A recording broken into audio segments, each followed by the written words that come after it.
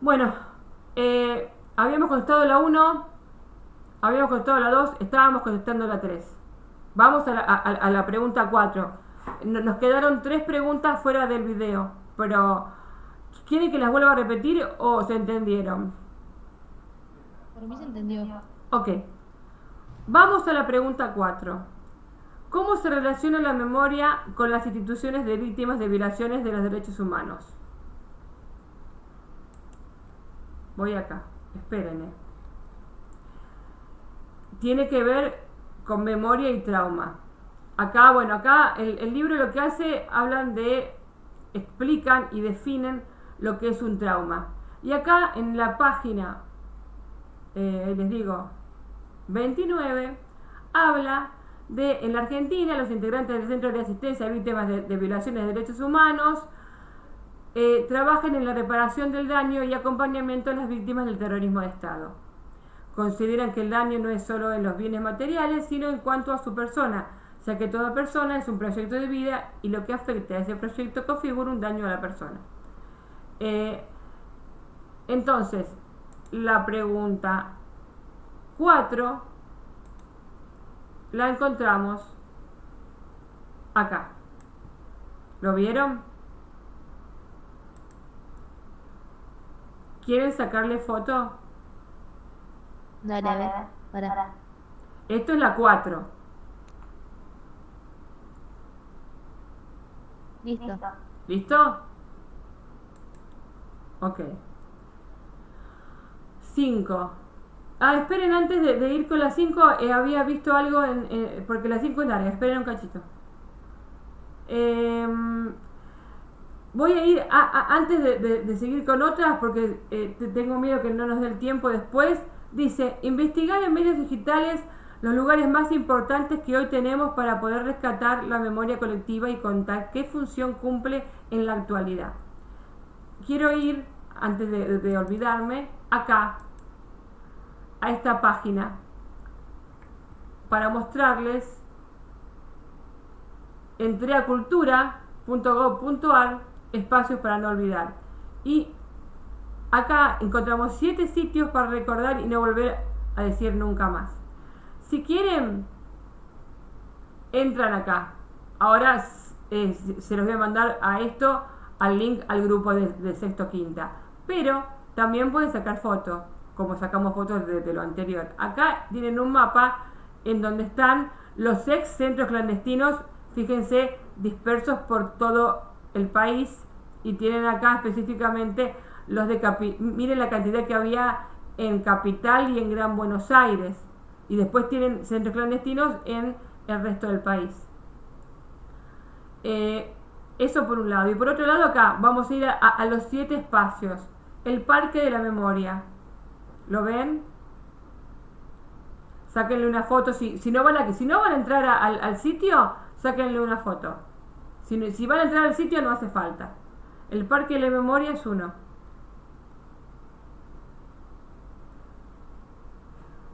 La Casa Mariani Teruggi, en La Plata, es otro. Hay muchos más. Acá eligieron 7. 3. Archivo, acá está mal, es provincial de memoria. Provincial.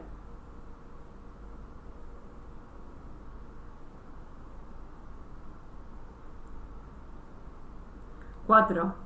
La Casa de la Memoria, por la Memoria, en Chaco.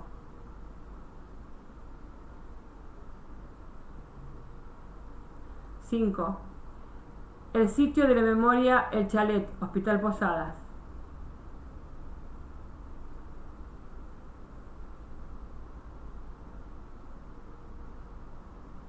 6. El Espacio para la Memoria, Casa Grande, en Mendoza.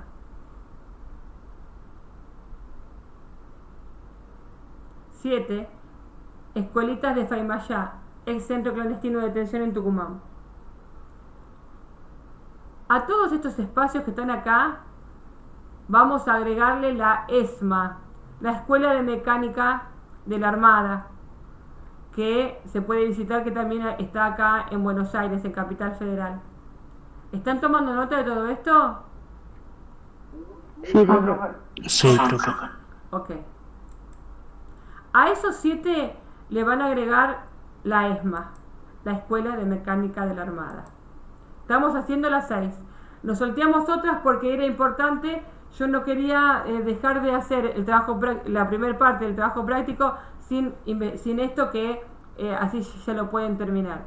Repito, de todas maneras, les voy a mandar un link ahora cuando terminamos la clase a el grupo para el que quiera entrar y mirar. ¿Estamos? Ahora retomemos las otras preguntas. Estábamos por las 5. Leer el siguiente texto y responder teniendo en cuenta el apartado del libro Memoria y Trauma. Estamos hablando de este apartado, esperen. Buah. Memoria y Trauma. Y el del libro vamos a encontrar básicamente el tema traumático de la Argentina, que fue la época de la última dictadura militar y los detenidos desaparecidos, básicamente eso. Dice, lo voy a leer todo. Durante la última dictadura militar, toda la población sufrió un trauma social en cuanto fue afectada por hechos como las desapariciones y las torturas, acompañados por un mensaje del otro social, el Estado dictatorial, que denegaba su autoría y responsabilidad. Esta situación producía una imposibilidad psíquica de pensar la experiencia y producir significaciones. En el contexto de este artículo, llamamos terrorismo de Estado al monopolio de la violencia organizado con estrategias militares y políticas que ejerció la dictadura militar contra una parte de la sociedad civil con el objetivo de anularla políticamente desde 1976 hasta 1983. Los dispositivos de este sistema se pueden distinguir según 2 formas de operar en campos diferentes: los que producen el exterminio de personas y situaciones en el campo material y los que producen representaciones sociales en el campo de lo simbólico. Los primeros operaron con acciones directas sobre los cuerpos de las personas y de organizaciones, buscando con especial énfasis no solo su muerte, sino su borramiento, su destierro material y simbólico. Los métodos fueron la amenaza de muerte, la persecución, la prisión, el secuestro, el confinamiento en campos de concentración clandestinos, el robo de niños, la tortura y posteriores formas de asesinato a los sobrevivientes. Otros dispositivos clave fueron la invención que hizo la dictadura de sus propias representaciones sociales, a través de prácticas discursivas y extradicursivas que instituyeron un nuevo imaginario social. Trabajo con el concepto de imaginario social de Cornelius Castoriadis, bla bla bla. Tenemos así los 2 dispositivos señalados, el que produce la violencia material y el que produce la violencia simbólica. En el trabajo de ambos se fue instituyendo lo que este artículo llamamos subjetividad del terror. ¿Qué efectos produjeron estas políticas de terror organizado en la población? Toda la población sufrió un trauma social, en cuanto fue afectada por un monto y una calidad de hechos reales como los secuestros, las torturas, las desapariciones, las prohibiciones, las amenazas, acompañados de un mensaje del otro social, el Estado dictatorial, que denegaba su autoría, esto ya lo leímos, su autoría y responsabilidad. Esta situación producía una imposibilidad psíquica de pensar la experiencia y producir significaciones. Está repetido. Se percibía una cosa, pero había que pensar otra, una representación que renegaba lo real y que a la vez coartaba la posibilidad de pensar con los propios pensamientos. De esta manera, las condiciones de posibilidad de la realidad social estaban absolutamente alteradas, en la medida en que el doble mensaje se instituía en el gran dispositivo de silenciamiento social. La responsabilidad no asumida se elude con el enunciado "todos somos responsables", en un intento de culpabilización colectiva. Nada se podía saber sobre el destino del desaparecido. Esto creó un vacío de representación y un dolor insoportable, que afectó no solo a sus familiares, sino al conjunto de la población. El sufrimiento psíquico de no saber, forma de tormento crónico, fue paradigmático de los familiares de los desaparecidos esta imposibilidad de saber sobre el destino y la vida de su familiar, de poder configurar una representación que aliente alguna prueba de realidad, lo que determinó un duelo especial. Además, el miedo, los sentimientos de inermidad e impotencia, no sé qué es inermidad, lo voy a buscar, e impotencia, que produjo el hecho de vivir bajo la amenaza permanente, el aislamiento, la ruptura de los lazos sociales, la pérdida de referencias y pertenencias a grupos e instituciones, con la caída del apuntalamiento psíquico que estos proveen, fueron padeceres de la población en su conjunto. La dictadura impuso un ideal por coacción, que organizó una sociedad sin disenso, perfecta, en la que el deseo del sujeto social quedó alienado bajo los abusos de este ideal. Este era un clasificador que lo integraba bajo sus emblemas o lo marginaba bajo su promesa de muerte. La sociedad se transformó así en un campo de concentración. La cuestión es que se niega a creer esta subjetividad, lo que escuchó o lo que soportó. El retorno de lo renegado puede ser muy doloroso a veces, insoportable. Una sola de las entrevistadas, una mujer joven, dice: cuando supe lo que pasaba en ese lugar terrible me horroricé, me cuesta estar cerca de esa pared. Este texto habla de dos cosas. Primero, de todos los horrores que pasaron en la Argentina durante la última dictadura militar, pero otra cosa que dice el texto es que encima estábamos obligados a pensar y a decir otra cosa. ¿Qué quiero decir con esto? Que, por ejemplo, mucha gente más grande, pensaba, no sabía demasiado bien lo que estaba pasando. Pero en las radios, en la tele, en las películas, se escuchaban canciones de Palito Ortega que cantaba, por ejemplo, la felicidad, ja, ja, ja, ja, o yo tengo fe, que todo va a pasar, yo tengo fe. Quiero decir, eran canciones alegres que hablaban sobre un mundo que estaba todo bien y que hablaba todo de felicidad, hablaba todo de un mundo que estaba todo bien. Y las películas de Carlitos Balá, de Palito Ortega, que hablaban de una Argentina próspera, una Argentina donde la juventud era toda sana, que la juventud no tenía problemas. Entonces, por un lado, el mensaje que daba la dictadura militar era de una sociedad que estaba bien, de una sociedad que estaba ideal, y nada de lo que estaba pasando por el otro lado se decía o se permitía hablar sobre el tema.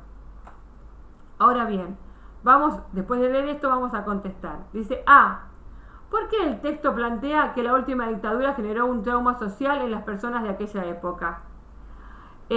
Cuando se habla de trauma social, se habla de un trauma que afectó a muchas personas.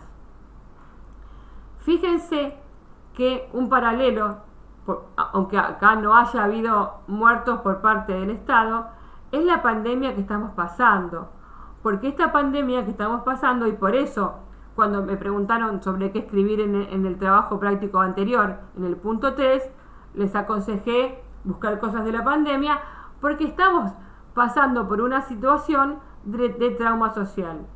Como la gente de la época del 76 vivió el trauma y no se dio cuenta que era un trauma hasta mucho después, nosotros hoy estamos pasando por una época de trauma que vamos a tener que ir viendo cómo la manejamos con nuestras mentes. Por ejemplo, todos queremos volver a la escuela, pero ahora hace frío y la verdad que corremos el riesgo de engriparnos, de enfermarnos, de caer en cama, de contagiarnos de COVID. Entonces tenemos un montón de cosas en la cabeza que nos generan situaciones traumáticas.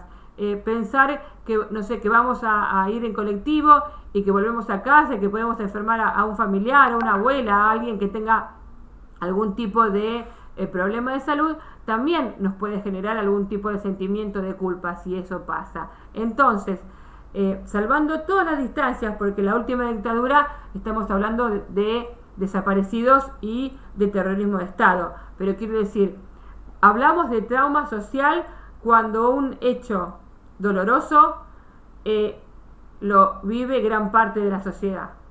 Y estoy con eso contestando la pregunta A. ¿Estamos? Sí, profe. B.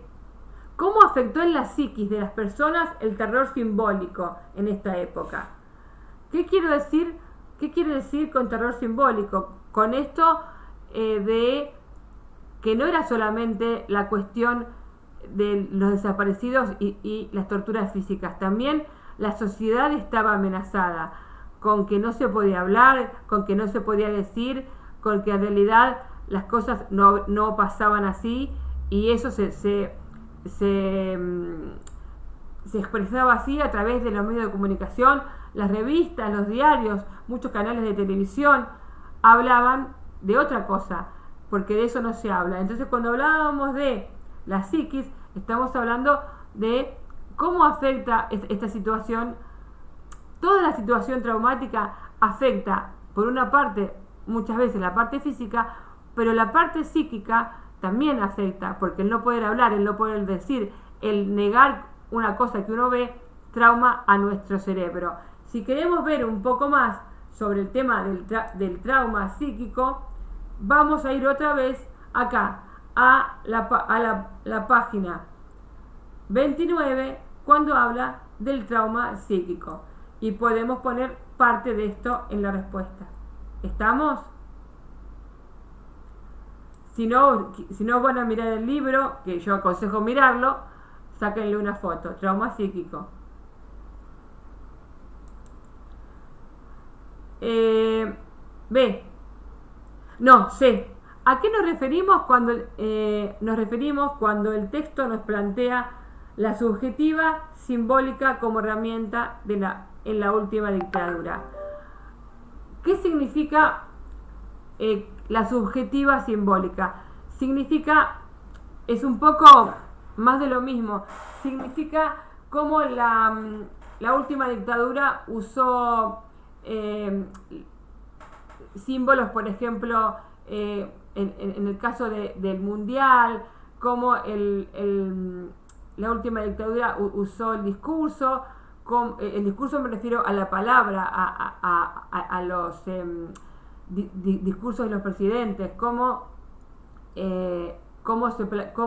a través de lo que decía en la tele, a través de lo que decían los noticieros, a través de lo que se leía en los diarios, la dictadura también implementaba un método de lo que nosotros podemos llamar lavado de cerebro, porque hubo gente que dijo: yo no sé lo que estaba pasando, yo no me enteré de lo que estaba pasando.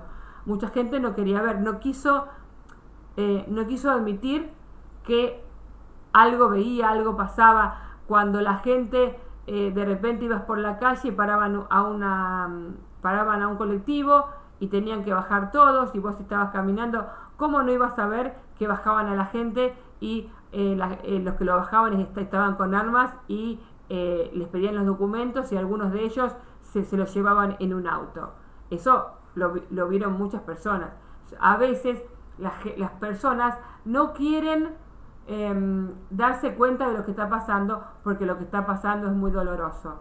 También pasa en la vida cotidiana. A veces uno, no sé, tiene un hermano violento, un papá violento y no lo quiere, digamos, no lo quiere admitir. O uno mismo es un violento y no lo quiere admitir. ¿Estamos? Por eso cuando dice, ¿a qué nos referimos cuando el texto nos plantea la subjetividad simbólica como herramienta en la última dictadura? Se usaron un montón de símbolos, un montón de textos y un montón de herramientas para generar el miedo entre la gente. No vamos a poner nada más que eso. Las 6 ya se las dije. Vamos a las 7. Vamos a mirar esta imagen. ¿La están viendo? Sí. Dice: ¿cómo relacionás la imagen del dibujante venezolano Eneco con el tema? Miren lo que dice. Dice: memoria histórica. La herida quiere que se recuerde. El cuchillo quiere que se olvide. ¿Qué significa esto?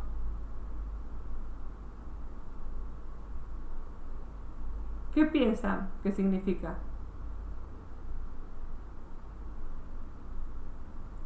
A mí Me hizo acordar del pasado que no pasa, lo de la vida abierta y todas esas cosas. Sí, es cierto, pero si nosotros pensamos en la herida, como justamente en la herida abierta, por ejemplo, en los... Vamos a ponerle, para hacerlo más real, protagonistas, hagamos de la herida un protagonista y del cuchillo un protagonista. Entonces, ¿quién sería el protagonista de la herida? Serían los padres, los abuelos y todas las personas que sufrieron algún tipo de maltrato durante la última dictadura, por ejemplo. O en el caso de la Segunda Guerra Mundial, el pueblo judío que fue puesto en campos de concentración. ¿Y quién sería el cuchillo? En el caso sería el gobierno militar, en un caso, y sería, por ejemplo, el gobierno de Hitler en el otro. Entonces, yo si le pongo cara a la herida y le pongo cara al cuchillo, entiendo, trataría de explicar por ahí. ¿Qué nos quiere decir entonces con el tema de la memoria? Siempre los sufrientes, los que padecieron algún hecho de trauma social, van a necesitar recordarlo para que este trauma no se olvide. Y a lo mejor aquellos que infligieron algún tipo de dolor, lo que van a querer es que se olvide. Otra cosa que se vienen hablando en varios trabajos. A veces pasa que una sociedad, para lograr la unificación, para lograr que no haya tanto daño, para lograr que la sociedad se sane, hace un uso del olvido. ¿A qué me refiero? Me refiero que a veces, no estoy diciendo que sea el caso de la sociedad argentina, ni mucho menos, pero en el caso de la última dictadura, ¿cómo se cierran los procesos dolorosos? Por ejemplo, hay un hecho que hizo Néstor Kirchner, que uno puede estar a favor, en contra o lo que fuera de la parte de política económica, de la parte de cómo gobernó, pero lo que hizo Néstor Kirchner fue muy simbólico, hablando de lo simbólico. Bajó de la casa de gobierno la foto de todos los presidentes de la última dictadura militar y los eliminó. Y eso fue un acto muy valioso y muy valiente, porque habían pasado montones de gobiernos democráticos desde Alfonsín en adelante. Y ninguno había dicho, bueno, estos personajes que hicieron tanto mal, que hicieron tanto daño a argentinos, que hicieron daño a otros argentinos, no tienen que estar más en el grupo de los presidentes recordados, y los bajó. Eso es una manera de sanar la herida de muchos sufrientes y de darle un espacio a las madres de Plaza de Mayo, favorecer, por ejemplo, a nivel de difusión, para que los nietos se vayan a sacar sangre y las abuelas puedan ir descubriendo más el tema de quiénes fueron sus nietos, también ayuda a cerrar. Y hay algo del texto que es importante, del texto que leímos hace un ratito, que es importante recordar. El tema de que para sanar es necesario hacer un cierre, es necesario que las cosas vayan teniendo una explicación. Si ustedes vieron que cuando ven una película y que es con final abierto, uno se queda, la verdad, re mal. Decime si la persona murió, decime si no murió, no me dejes un final abierto para que yo lo decida, porque a veces me cuesta, y porque yo lo que quiero saber es saber lo que pasó, porque si se va alguien de mi casa y no sé, o sea, y nunca más aparece, y yo no sé si se fue porque estaba enojado con el papá, con la mamá, con la novia, con el novio, si se fue y lo saltaron en el camino y lo tiraron en un baldío, si se fue a otro país, si lo secuestraron, ¿entienden? El no saber es el peor dolor que le puede pasar a una persona sobre un hecho. Saber es lo más importante, y cerrar las heridas implica poder saber lo que pasó. ¿Se entiende eso? Sí, profesor. Entonces, está más o menos contestado este trabajo.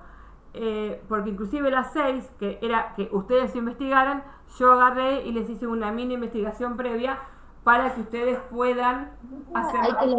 Hay que nombrar los 7 lugares, ¿no? Hay que nombrar los 7 lugares. Y yo agregaría un octavo que es la ESMA. S-M-A, todo con signos con puntitos. Esperen que voy a buscar, esperen que se los pongo acá. Esperen un cachito que lo pongo acá. Miren, lo voy a poner en mayúscula. ESMA. A ver si me aparece. Acá está. Espacio de Memoria y Derechos Humanos. Avenida del Libertador 815. Museo, sitio de memoria ESMA. Hay muchos acá, pero el de la ESMA es uno de los más importantes porque era la Escuela de Mecánica de la Armada y ahí hubo la verdad muchas personas que pasaron momentos muy grandes, muy conflictivos. Otro espacio que lo ven acá es la mansión Seré. Así que si quieren, miren, pueden agregar a los espacios la ESMA. ¿Le sacan foto? ¿Quieren sacar foto a esto? Miren, ESMA y mansión Seré. Listo. También tenemos nosotros acá mucho cerca en La Matanza. Si ustedes ponen centros clandestinos de detención en La Matanza, miren, si ponen centros clandestinos, puse bien, de detención, espera, Matanza.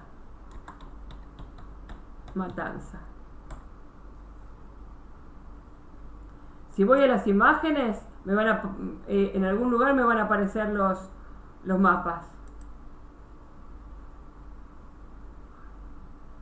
Miren, tenemos cerca, nosotros en la tablada tenemos el Vesubio, quiero decir, tenemos un montón, tenemos el Olimpo cerca de nosotros. Quiero decir, hay muchos centros de la memoria, pero yo les marqué el de esa página porque ahí tienen 7 seguidos, pero está bueno que agreguen estos otros 2 que les acabo de mencionar. El de la mansión Seré, hay una película que yo no sé si la vi, no creo que la haya visto con ustedes porque cierto que hace 2 años que no vamos a la escuela. Hay una película que se llama Crónica de una fuga, que es la historia real de un grupo de detenidos que se escapó de la mansión Seré. ¿Habían escuchado hablar de esa película? Crónica de una fuga. ¿No? Esperen que será una cosa más que les muestro. Porque no sé si estará en Netflix o... Crónica de una fuga. Trabaja este chico, ¿cómo se llama acá? No me puedo acordar el nombre. Trabaja. Se me fue. Este que habla con la nariz. A ver si lo ven. ¿Lo ven a este? Acá está. Rodrigo de la Serna, Pablo Echarri, ¿lo ven? Sí. Ese es, digamos, yo sé que la película es fuerte, pero está muy bien hecha y está basada en un hecho real y el que la cuenta es este personaje de Rodrigo de la Serna que, bueno, pudo escapar. Él junto con unos cuantos compañeros. El que tiene ganas de ver una película de ese estilo la puede mirar y otra cosa que pueden mirar es esta. Tengo yo sé que tiene muchas cosas que hacer para la escuela, pero bueno, a lo mejor en lugar de ver o jugar tanto en la compu, pueden ver películas que son muy interesantes. Esta Garage Olimpo justamente está filmada en el Olimpo, un centro clandestino de detención que no lo tenemos demasiado lejos, y habla sobre esta chica. Esta chica sí tenía un frente terrorista y estaba infiltrada para poner una bomba en la casa de una chica que era como amiga de ella y el papá era militar. Así que, digo, tienen dos buenas películas para ver, Galayo Olimpo y Crónica de una fuga. Si les interesa el tema, si tienen tiempo y si quieren instruirse un poquito más. Con respecto al trabajo en sí, creo que nos quedaron muy pocas cosas para ver. Si quieren, ustedes lo pueden ir haciendo y la semana que viene respondo dudas con respecto a lo que haya quedado sin hacer de alguna de estas 7 preguntas del trabajo práctico número 4 que se entrega el 28. La clase que viene contesto dudas y después ya se entrega. ¿Listo? Sí, dale, profe. Esperen, no se vayan a ningún lado porque tengo que tomar lista. A ver si me tomó. Hoy tuve problemas con el tema de las listas. Hoy tengo problemas con el tema de la lista, así que voy a hacer una captura de pantalla. Bueno, chicos, listo, ya está. Los libero. Listo, profe. Bueno, Chao.